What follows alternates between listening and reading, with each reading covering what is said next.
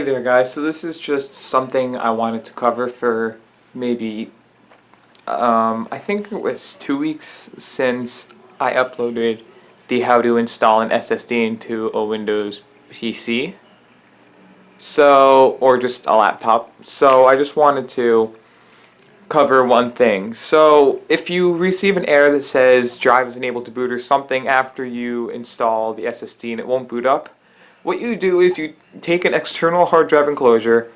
I don't know where mine is. It's not here. But you take one, you plug in your external, you plug in the regular hard drive that came with the laptop to it, and then what you do from there is you plug it into the computer through the USB drive, preferably USB 3.0, and you load up your recovery software. Then what you do is you press the options till you get to reset your PC to factory defaults. And what that will do is it will take your PC and it will take the internal drive and reset it. But it's running, but what's happening is your PC is running off of the external drive, so the external drive will copy all the Windows 10 files over to the new drive, and then your computer will get them set up so that you can use it again.